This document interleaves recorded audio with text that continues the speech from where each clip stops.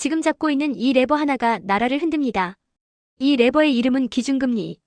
금리 0.25%피 차이로 가계부가 달라지고 기업 투자 속도도 달라지고 부동산 시장의 표정도 달라집니다.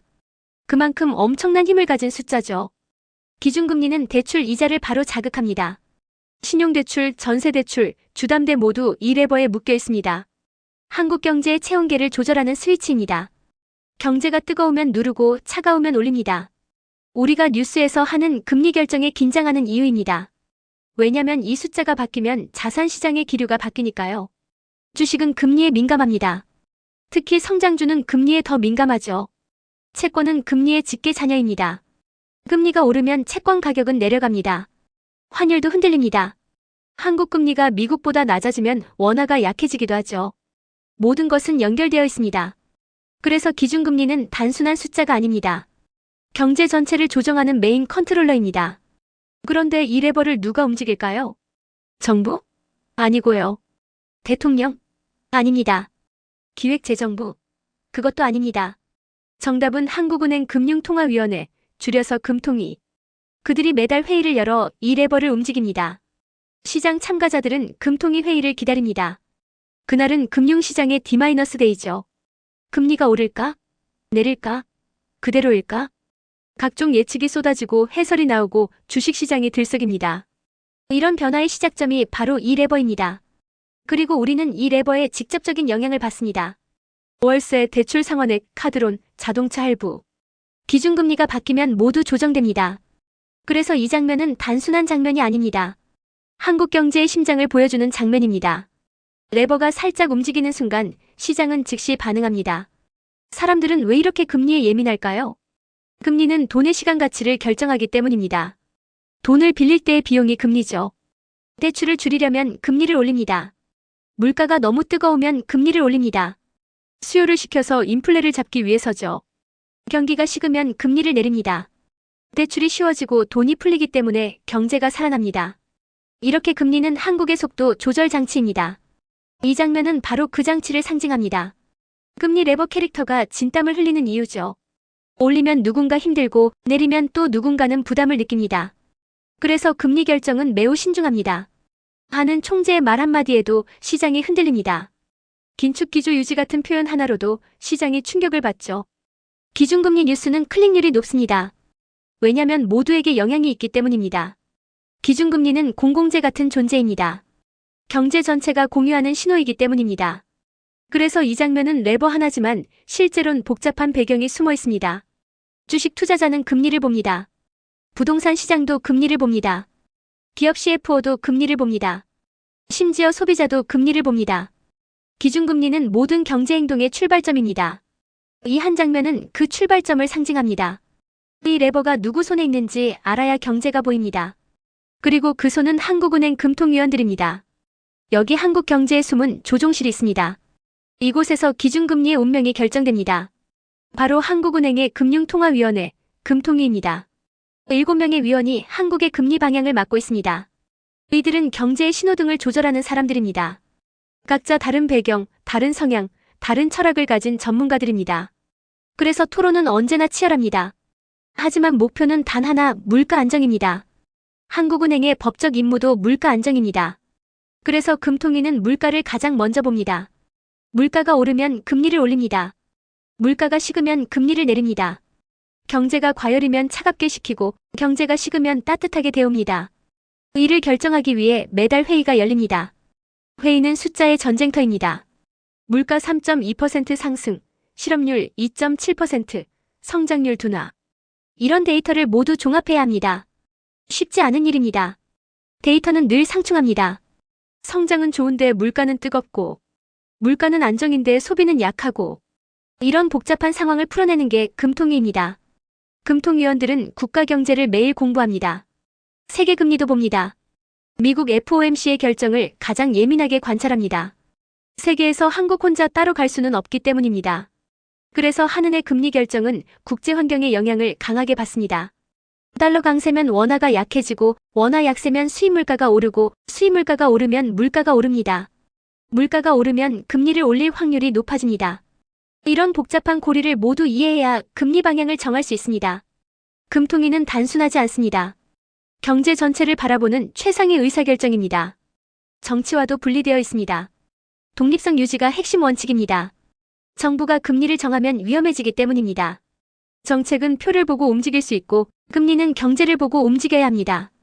그래서 한국은행은 독립성을 가장 중요한 가치로 둡니다. 금통위원들은 그 독립성을 지키는 방패입니다. 이들은 직업적 원칙에 따라 움직입니다. 언론이나 증권사의 압력도 받지 않습니다. 금리는 국가의 장기 전망을 보고 결정해야 하기 때문입니다. 단기 시장 반응은 고려 대상이 아닙니다. 국가 경제의 지속 가능성이 우선입니다. 금통위 회의는 언제나 고요한 분위기입니다. 하지만 그 안엔 긴장이 가득합니다. 왜냐하면 이들의 결정이 한국의 돈 흐름을 움직이기 때문입니다. 가계부채는 한국 경제의 폭탄입니다. 금리가 올라가면 이 폭탄은 무거워집니다. 또 기업 대출도 금리에 민감합니다. 금리가 높으면 투자 속도가 떨어집니다.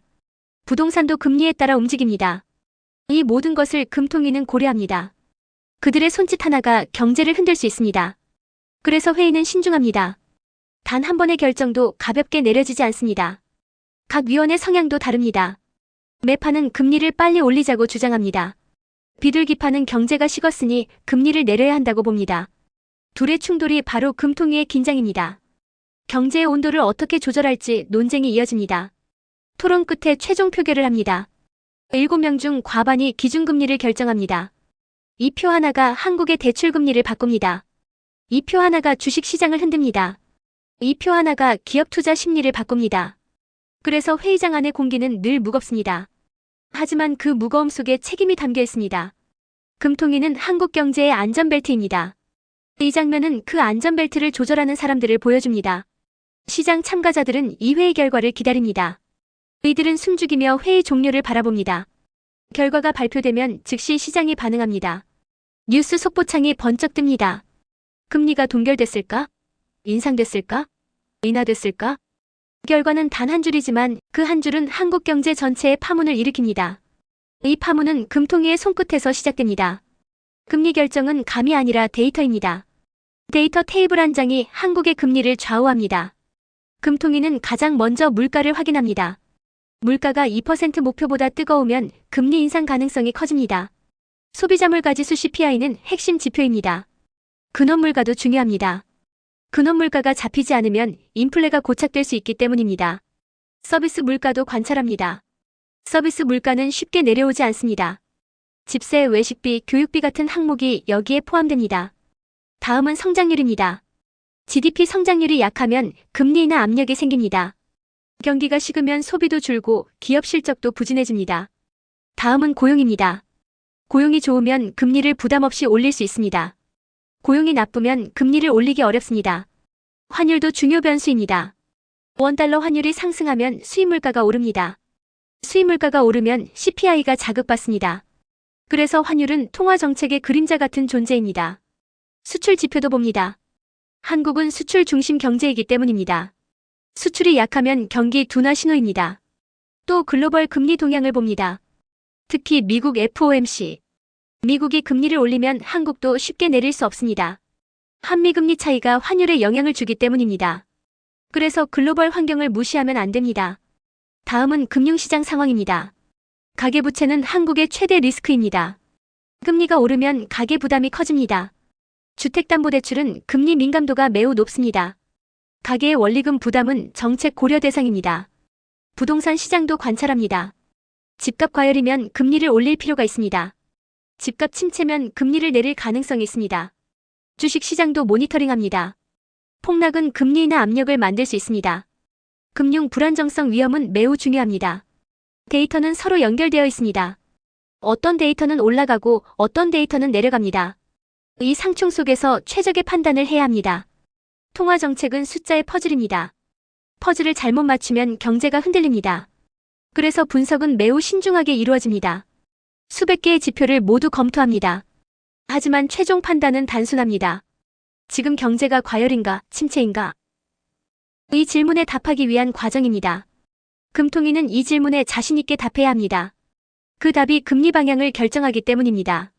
데이터는 거짓말을 하지 않습니다. 하지만 해석은 사람마다 다릅니다. 그래서 금통위 토론은 길어질 수밖에 없습니다. 모든 토론이 끝나면 결론의 순간이 옵니다. 바로 투표입니다. 금통위는 민주적 방식으로 금리를 결정합니다. 7명이 손을 듭니다. 각자 자신의 경제적 판단을 담아 손을 듭니다. 한 표 한 표가 무겁습니다. 왜냐면 한국 경제 전체가 여기에 달려있기 때문입니다. 금리 인상에 표를 던지는 순간 대출 이자는 상승합니다. 금리 인하에 표를 던지는 순간 시장은 위험을 더 감수할 준비를 합니다. 동결은 신중함의 표시입니다. 동결은 때로는 강한 메시지가 되기도 합니다. 표 결과는 즉시 시장의 속보로 뜹니다. 시장은 표 하나에도 크게 반응합니다. 7명 중 4명이 기준금리를 움직입니다. 다수결 방식입니다. 아주 단순하지만 그 파급력은 엄청납니다. 금리 인상은 긴축 신호입니다. 인플레 압력이 강할 때 등장합니다. 금리 인하는 온풍기 같은 신호입니다. 경제가 식을 때 필요합니다. 동결은 추가 확인이 필요하다는 의미입니다. 금통위는 단어 하나에도 의미를 담습니다. 의사록에는 세밀한 스탠스가 기록됩니다. 의사록을 읽고 시장은 흐름을 예측합니다. 통화정책은 숫자와 언어의 조합입니다. 언어 하나가 시장을 움직입니다. 기준금리는 한국 경제의 체온계입니다. 너무 뜨거우면 식혀야 하고 너무 차가우면 데워야 합니다. 뜨거운 경제는 인플레를 만들고 차가운 경제는 고용을 위축시킵니다. 그래서 금리는 중용을 찾아야 합니다. 기준금리는 단순한 숫자 같지만 그 속엔 방대한 정보와 판단이 들어있습니다. 한국은행의 한 번의 결정이 가계기업 자산시장 전체를 움직입니다. 우리는 모두 금리의 영향을 받고 살아갑니다. 대출이자도 월세도 투자도 금리와 함께 움직입니다. 그래서 기준금리를 이해하는 건 필수입니다. 금리를 알아야 경제가 보입니다. 경제가 보여야 선택이 보입니다. 금리는 단순한 금융지표가 아닙니다. 우리 삶의 흐름을 결정하는 신호입니다.